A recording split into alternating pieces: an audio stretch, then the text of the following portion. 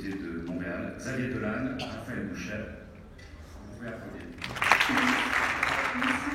Merci Xavier Dolan d'être avec nous. On va parler pendant 1h30. J'aime les textures, les couleurs, et je pense qu'évidemment, quand on fait la somme de toutes ces variables, de tous ces éléments, on trouve le cinéma qui les regroupe et puis qui les amalgame. Donc je pense que oui, après quelques heures, c'est facile pour moi de me dire, bon, voilà où je lève la caméra. Mais c'est vrai que je ne savais rien, et puis bref, j'ai commencé à écrire ce scénario en me disant, personne ne veut de moi, et puis moi je veux jouer. C'est la seule carrière à laquelle je puisse penser. Comment ça s'est passé le tournage de cette scène, Xavier Dolan? Très bien, c'était très bien, c'est pas vrai. C'était ardu, c'était difficile, évidemment. Je ne peux pas m'empêcher de. C'est mon ami, je n'ai pas besoin de lui lancer des fleurs, mais je suis tellement bonne dans cette scène. Je la trouve tellement. C'est impressionnant de jouer avec elle. Par contre, l'envers du décor, c'est que. On avait très peu d'argent pour tourner, et puis on travaillait aussi à des gens qui avaient décidé de croire en Jésus à la mer, qui sont des personnes que j'aime énormément. Certaines d'ailleurs sont parties désormais, mais c'est des gens qui appartenaient à une ancienne école de pensée en cinéma, une façon différente de faire les choses, de produire les films, de les deviser, de voir combien ils coûtent, d'en calculer les coûts, les frais, d'en faire l'organisation. Et puis on travaillait avec une première assistante à la réalisation qui était une femme très autoritaire. Comment dire, je ne vais pas souiller elle nous a quittés aujourd'hui, mais je ne vais pas souiller sa mémoire, mais c'était une femme qui me faisait peur en fait. Moi j'avais très peur d'elle. Anne, qui a quand même un bon caractère, une bonne personnalité, avait peur d'elle aussi. On avait tous peur d'elle en fait. Elle l'appelait la Louve des SS. Anne l'appelait la Louve des SS, ou la Gestapo, mais elle s'appelait France. Et c'était une femme qui était très drôle, qui avait une grande éducation. J'aime les mots, j'aime écrire, j'ai toujours aimé écrire en fait, que ce soit des poèmes, des nouvelles, des romans, des exercices de romans, disons, inaboutis, que je finissais par abandonner. Avec la musique, j'entends une chanson, je pense à une scène, puis ensuite il y a un film autour qui se crée. C'est le cas pour Mommy. La première scène de Mommy qui a été écrite, c'est celle où Diane, plus tard dans le film, au terme de plusieurs démêlés avec Steve, plusieurs mésaventures, finit par fantasmer un peu la vie qu'elle pourrait avoir avec lui un jour s'il réussissait, s'il pouvait graduer à l'école, avoir son diplôme, s'il avait une petite copine, s'il se sortait des embrouilles, des ennuis dans lesquels il se retrouve toujours, s'il avait une vie normale, s'il se mariait, s'il avait même un enfant, puis qu'elle était grand-mère, puis il imagine toute cette vie rêvée-là, puis finalement pour qu'on constate, plusieurs personnes m'ont dit qu'en voyant le film, ils pensaient que c'était la fin du film, puis ils trouvaient ça un peu fleur bleue et tout, et finalement elle est extirpée de cette rêverie-là par son fils qui lui dit « Maman, la lumière, le feu est vert », et puis elle emmène quelques secondes plus tard se faire abandonner dans cet hôpital psychiatrique. Il y en a plein partout en fait. Attends, moi je vais la choisir, ok? Ah, moi je vais faire des ennemis. No, it's fine, it's for you.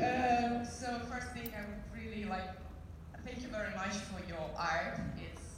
It's enormous, it's amazing, Thank you. It's a pleasure for all the time when I'm watching movies, and it's really amazing.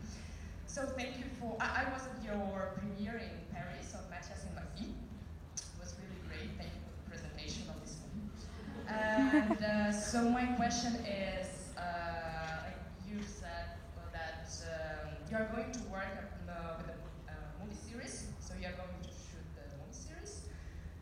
Can you please share something about this project, please? Anything that you can say, what are your perspectives in your career? And after this... After that, your fourth question is... No, but I will. I'll talk about the TV show. Yeah.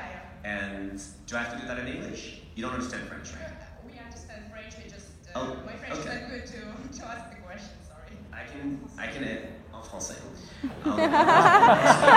I'll speak slowly, and I'll talk about the TV show, and I'll talk about the perspectives of the next years, and where I'm finding myself in my career right now because I'm asking myself a lot of questions. So here it goes.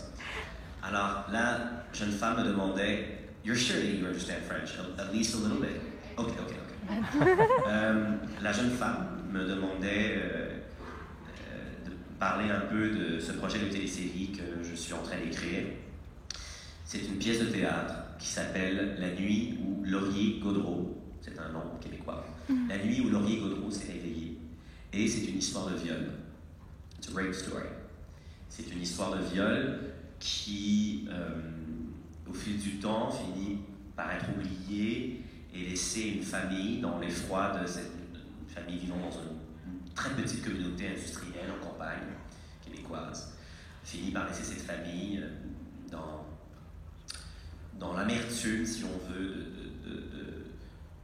de tout ce que cette histoire de viol a pu leur causer comme problème, et puis la façon dont ça ternit leur réputation, leur nom, et parce que la jeune fille de cette famille, à l'âge de 12 ans, s'est fait violer par le voisin d'en face, qui était un jeune garçon, un jeune joueur de baseball étoile, que tout le monde aimait en ville, et qui était le meilleur ami du frère de cette petite fille. Et après ce viol, la famille a vécu énormément de problèmes. Le patriarche est mort, comme toujours dans mon œuvre. On le voit quand même cette fois-ci. On le voit. Il a quelques scènes quand même. Mais donc le père éventuellement meurt. Et puis cette jeune femme finit par déménager. Par déménager très très loin de sa famille, ne plus avoir aucun contact avec eux pendant 25 ans. Et revient enterrer sa mère parce qu'elle est thanatologue, elle est embaumeuse, elle embaume des corps. Et donc elle revient embaumée à la demande de sa mère, le corps de la femme qui l'a mise au monde. Et ce retour dans son village natal, évidemment, font refaire surface énormément de choses, refaire surface, énormément de secrets, de choses qui ont été tues au fil du temps, jusqu'à ce qu'on en vienne à se demander, cette fameuse nuit d'octobre 91, quand elle s'est fait violer, qu'est-ce qui s'est vraiment passé? Donc voilà, ça c'est le projet de mini-série. C'est une mini-série de 5 épisodes que j'aimerais faire dans la prochaine année ou les 2-3 prochaines années. C'est une télésérie avec un budget assez lourd. On essaie de la financer, il faut que je l'écrive. J'ai écrit 3 épisodes. On l'a pitché à certaines plateformes de streaming qui ont refusé de nous accompagner dans le développement de ce projet. Donc on en cherche d'autres. Mais pour l'instant, je l'ai mise de côté pour pouvoir me consacrer à un projet plus simple, plus court, pouvoir travailler plus rapidement parce que, évidemment, ça fait quelques mois que j'ai pas fait de film, donc je ne sais pas ce qui se passe. Je sais pas où je m'en vais, mais donc j'ai envie de retourner quelque chose assez bientôt. Puis, pour moi, ce qui est clair, c'est que dans les prochaines années, j'ai envie d'aller dans le suspense et dans l'horreur. C'est ça qui m'intéresse. J'ai envie d'aller dans le genre. J'ai envie de jouer beaucoup pour d'autres réalisateurs. Donc, c'est ce qui m'attend, c'est ce que je veux qui m'attend en tout cas. Il commence à y avoir quelques portes qui s'ouvrent. Je viens de jouer dans la comédie humaine de Xavier Giannoli, qui a réalisé à l'origine Quand j'étais chanteur avec Gérard Depardieu, Cécile de France, qu'il retrouve dans ce film La comédie humaine, qui est adapté des illusions perdues de Balzac. Exact. Et où je joue le personnage d'un jeune poète qui a un certain succès et qui et une certaine arrogance aussi. Gros rôle de composition. Et puis des semaines de recherche pour... non, mais c'est un rôle qui est super sympathique et qui était très agréable à jouer. Les acteurs étaient merveilleux. C'était avec Jeanne Balibar, Gérard Depardieu, Benjamin Voisin. J'ai eu énormément de plaisir à jouer avec eux. Et puis c'était un rôle qui était assez riche parce que c'est un personnage dont on ne sait jamais vraiment s'il est d'un côté ou de l'autre. Donc cette ambiguïté était très agréable à jouer. Un personnage d'époque, dans les années 1820. Donc ça, je viens de faire ça. Et puis pour les prochaines années, après, je pense que, à part la télésérie, puis donc un film d'horreur sur lequel je suis en train de travailler présentement, qui serait une adaptation d'une nouvelle de la littérature française, qui m'excite énormément. C'est vrai. Hormis ça, Je pense que j'en suis à un moment dans ma vie où à 30 ans, j'aimerais découvrir évidemment des parts de moi-même que je n'ai pas encore explorées parce que je sens qu'il y en a énormément. Je suis fier des films que j'ai faits dans les dernières années parce qu'ils forment une sorte de cycle, comme une sorte d'octologue ou de série de films qui se complètent, qui se parlent, qui dialoguent l'un avec l'autre, même si moi, personnellement, je les considère comme étant différents les uns des autres. Après, ils peuvent se recouper, mais ils terminent un cycle pour moi. Et donc, forcément, chaque chose qui se termine, on commence une autre. Pour moi,